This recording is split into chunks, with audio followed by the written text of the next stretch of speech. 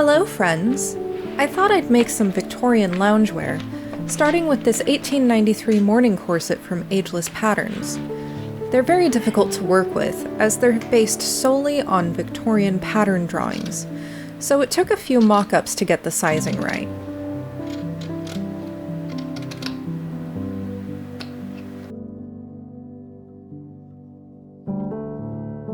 I started by measuring, and my front and back are very different sizes. Once it was cut from the fabric, I traced all the necessary markings onto the mock-up.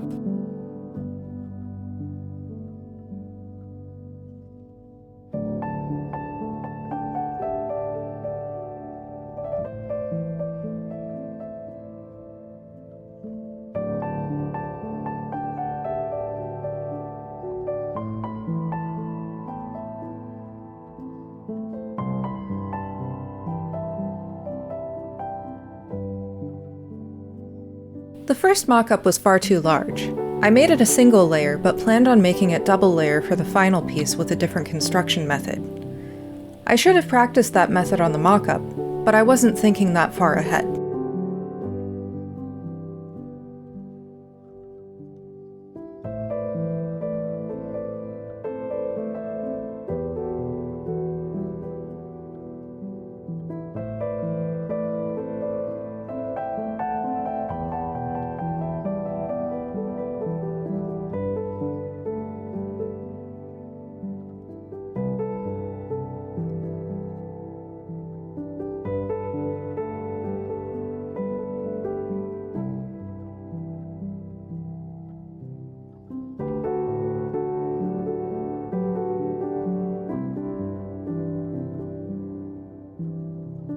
I've been planning this project since mid-December, and I've noticed a lot of other people have also been making Victorian loungewear.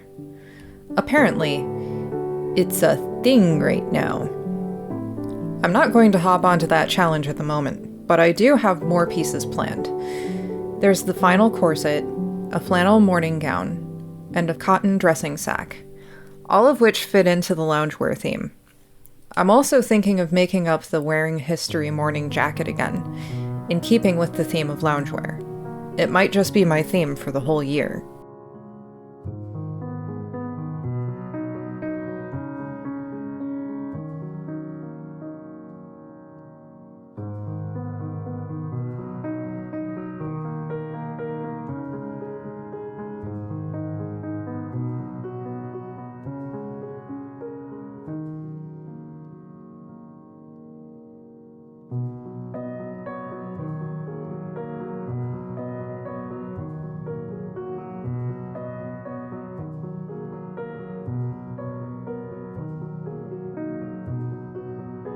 I drew a 5/8 inch seam allowance on either side of the gores.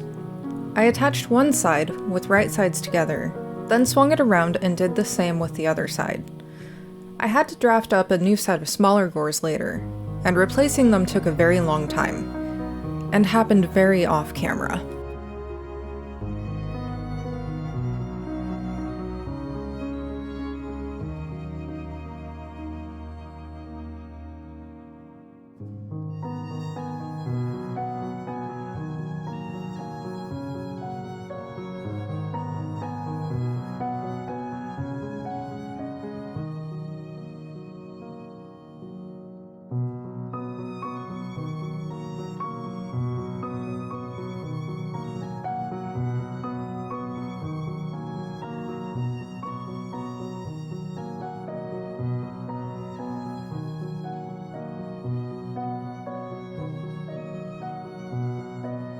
I'm wondering what other loungewear items I could make for the year to stay in theme. Maybe a knitted pair of slippers? I do knit a lot. It wouldn't be out of the question. Maybe a shawl? Possibilities.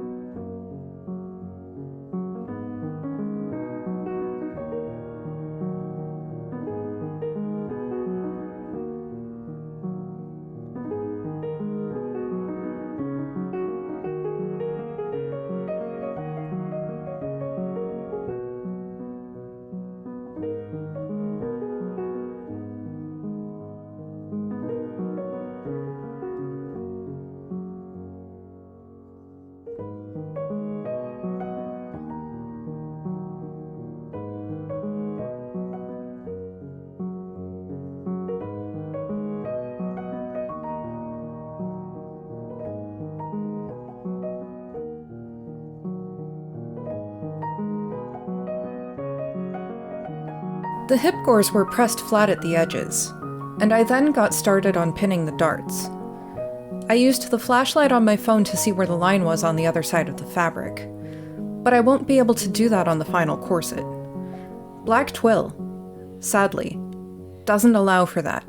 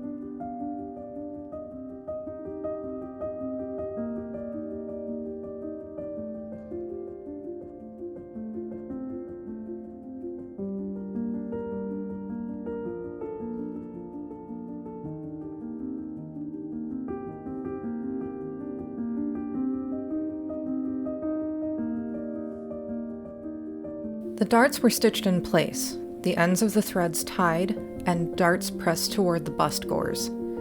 Now that I'm looking at the picture again, I think I should have pressed the darts downward instead of upward, seeing where the top stitching is on the drawing.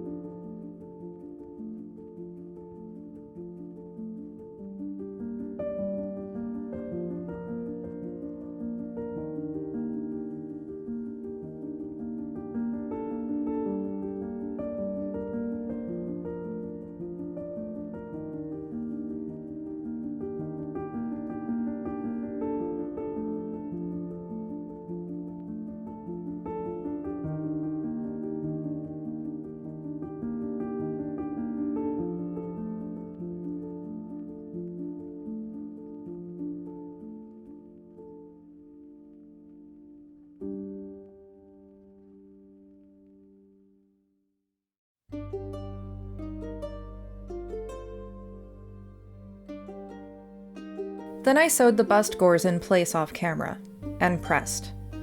Once that was done, I pinned the two front halves together and stitched down the center front.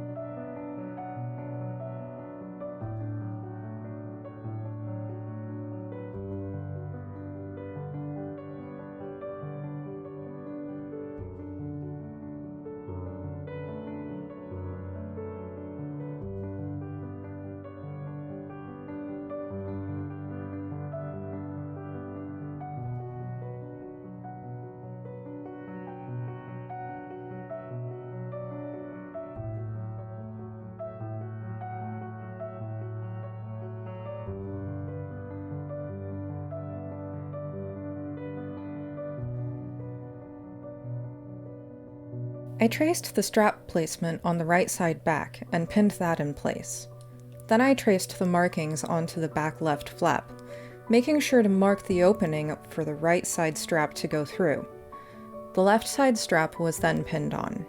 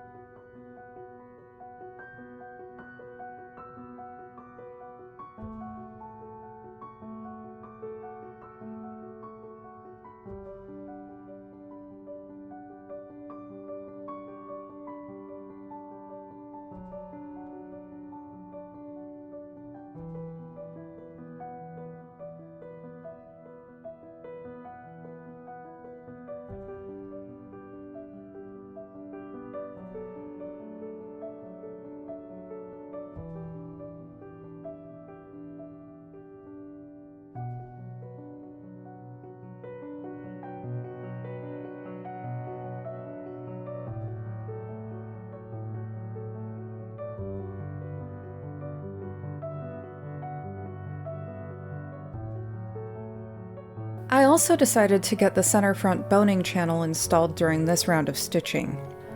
I used twill tape straight down the center front of the outside of the corset. This channel will also be on the outside of the final piece, with the rest of the channels being on the inside.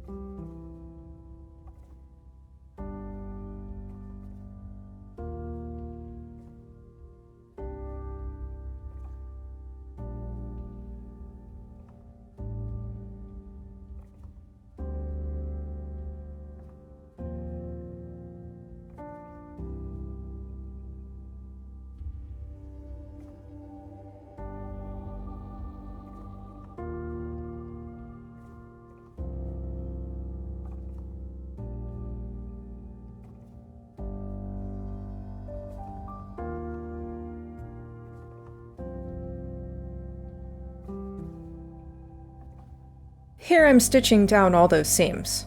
I started with the center front channel. I then moved on to sewing on the straps. After stitching, I pressed down a 5/8 inch seam allowance on the right side back for a boning channel. The left side strap on the flap needs to be adjusted, as it doesn't really fit the curve properly. I think it will just take some creative cutting on the mock-up, which will then be transferred to the final pattern.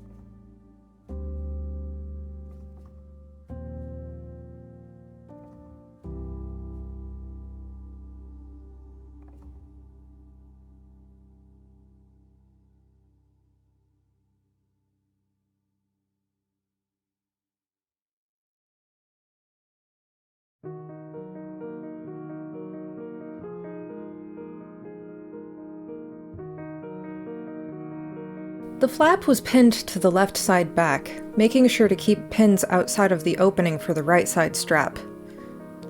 Then it was stitched down.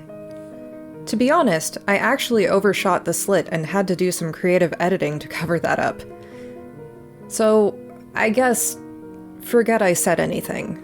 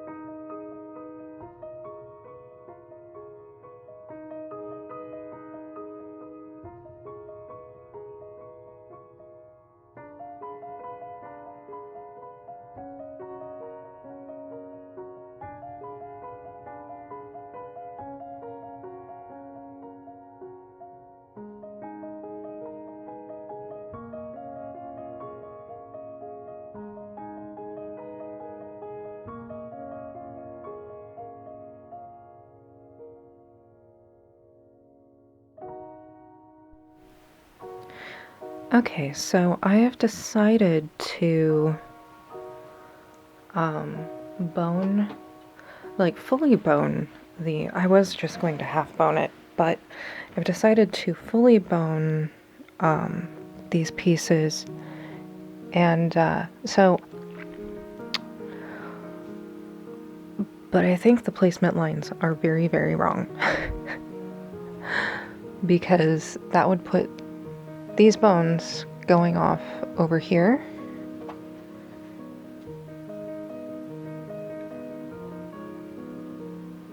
I think it needs to be more like that, in keeping with the center of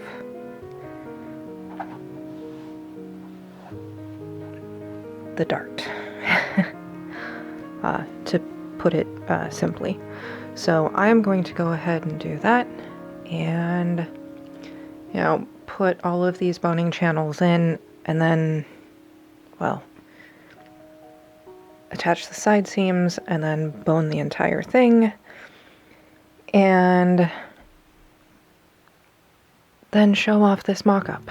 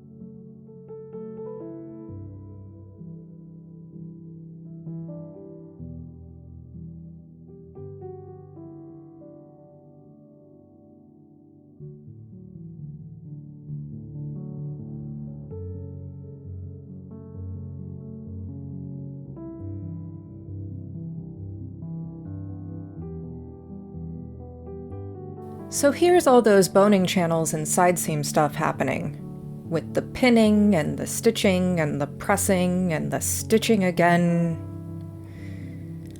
Then we get to closing up one end of the boning channels. If you don't know yet, the bones are actually there to keep the corset from buckling in on itself when worn.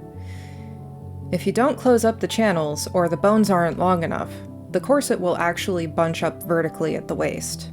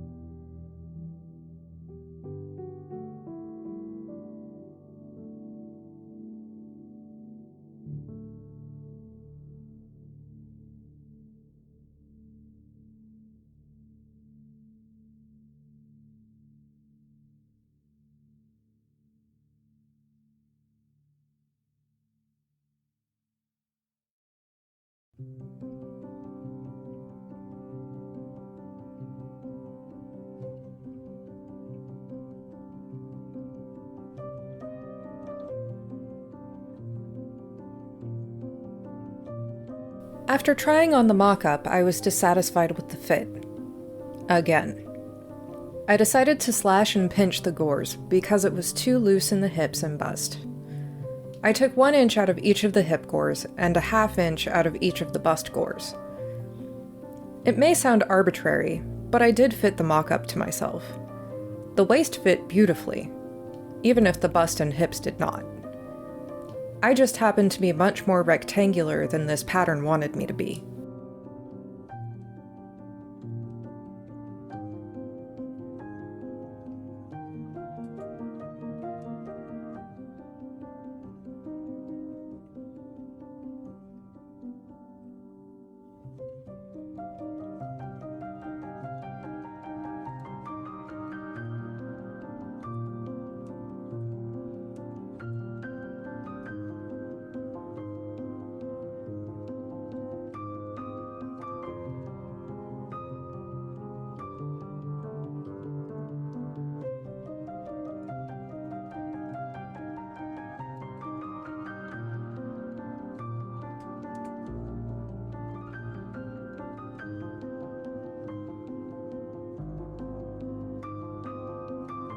The new gores were cut from the twill and top stitched to the mock-up. As I said earlier, I did that very off-camera.